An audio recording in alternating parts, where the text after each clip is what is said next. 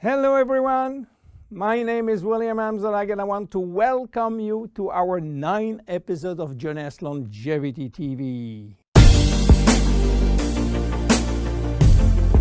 Jonas, we are redefining youth.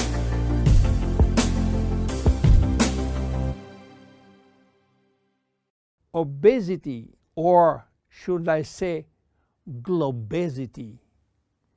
Today, obesity is a worldwide epidemic disease. There is an outrageous eruption of a worldwide obesity even in the countries where not so long ago famine was the #1 health issue. The fatness of the world is changing rapidly, and this is very disturbing because it's going out of proportion and nobody can get any control of this new epidemic. Many children become obese and then become obese adults. The diseases associated with obesity, such as heart disease, cancer, and especially diabetes, will explode. That will mean a lot of sick people all over the world. The cost in terms of death, diseases, and money spending is just astronomical. Think about today, there is in the world about 3 billion people overweight and 800 million real obese. The cost of obesity in the United States is about 150 billion per year, which is 10% of the total US medical cost. So what is the difference between overweight and obese? Overweight means that you gain only few kilos above standard, from 1 to 15 kilos for adults. Above this threshold, you're considered as obese. If you wish to get more detailed information, then you have to calculate your BMI, which means your body mass index, by using the following formula: your weight in kilo divided by your height in square meters.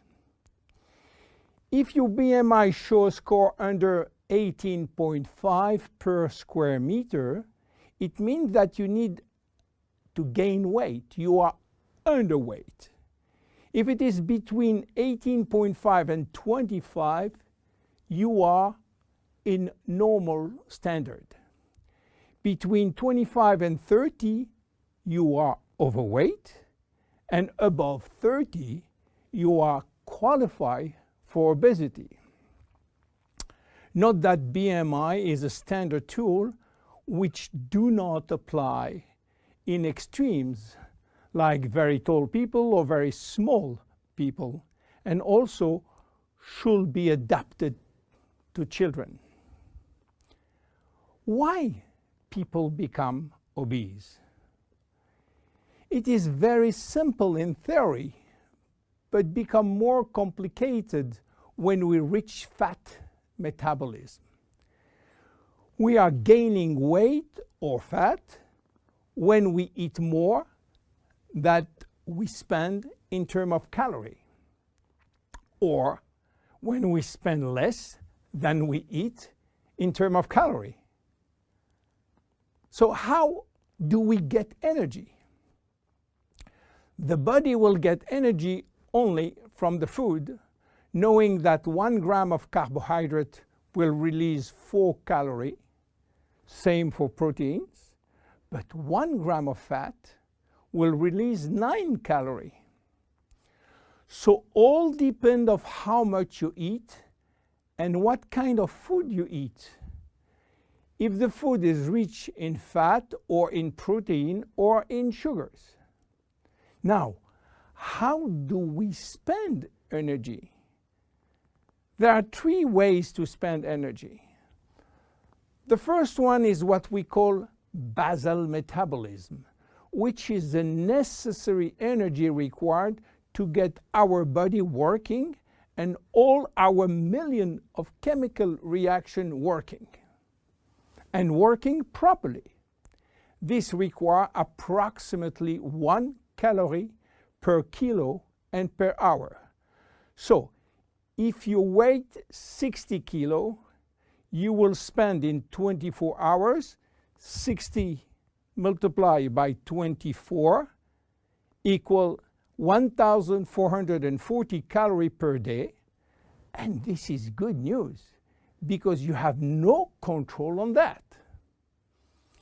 The second spending is the necessary energy to fight against heat or cold. And these depend on the environment and the way that you are protected against heat or cold. It is called thermogenesis.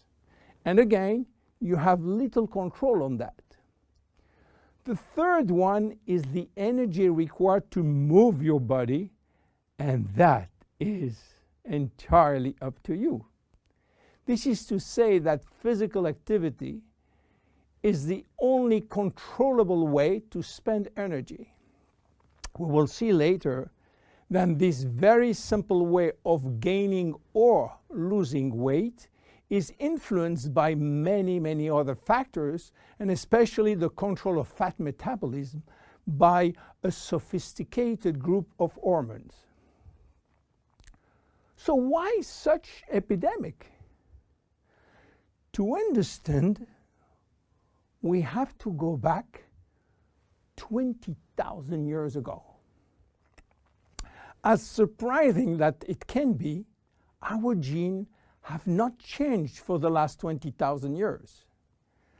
At this time, life for humans was quite difficult. In fact, life was based on food availability, and food was really available only during spring and summer. The rest of the time, no food, almost famine. Our genes has to adapt and to work in accordance with this alternance of abundance and famine, and they create a kind of energy storage. The fat cell was born. This cell has the capacity to store all kinds of energy derived from fat, from carbohydrates, and even proteins. It can increase 50-fold its size and retain energy in the form of triglycerides. Because of uncertainty of food availability, our genes were oriented toward the saving mode, which means that every time we eat, all the energy coming from the food was oriented in the storage facility. What happened 20,000 years later? Our genes are still oriented towards saving mode, but there is no more famine. On the contrary, the new society offers an extreme abundance of food rich in calories, and that all over the year. And guess what happened? Everything is going first in storage. And once in storage, it is very difficult to get out. You understand now why it is very difficult today not to gain weight or fat. But there is another factor. 20,000 years ago, in order to bring food at home, men were hunting, fishing, or climbing trees to get fruits. And that was a huge energy spending mode. Today, with a new technology created for lifting heavy items or escalator or elevator, we reduce drastically our energy spending. You understand now why it is so easy to gain weight or fat. What are the consequences of obesity in terms of health and longevity? To make a long story short, it is a disaster. Being and staying obese will lead to a long list of chronic diseases, including cardiovascular disease, diabetes, cancer, metabolic syndrome, and consequently a drastic shortening of life. That will not account for the uncomfortable physical, emotional, and mental consequences of being heavy for ourselves and for our relationship. In terms of aging, obesity is shortening telomeres, increasing DNA damage, and reducing stem cell pool. So what to do for reducing obesity? Obviously, it is quite difficult considering the worldwide effort of the medical community with so small results. Health authorities are repeatedly organizing campaigns to inform people about the consequences of eating too much sugar or fat or the lack of exercise. But the food industry until now do not help and still putting on the market food rich in bad sugar and bad fat. The first step is to be convinced that improving your lifestyle, which means improving your nutrition, your physical activity, managing your stress and your emotion, in order to stop impulsive eating, will be a very good action to preserve your life and your longevity. The second step will be to use specific food supplements to help managing your fat metabolism and rebuild the muscles that you lose when lacking exercise. This is why Jeunesse decided to create a new line of product specially designed to counteract craving, to help fat metabolism, and to reduce muscle loss. Be with us in our next episode dedicated to the Zen Body line. My name is William Amzalag, and I will see you on our next episode. Thank you.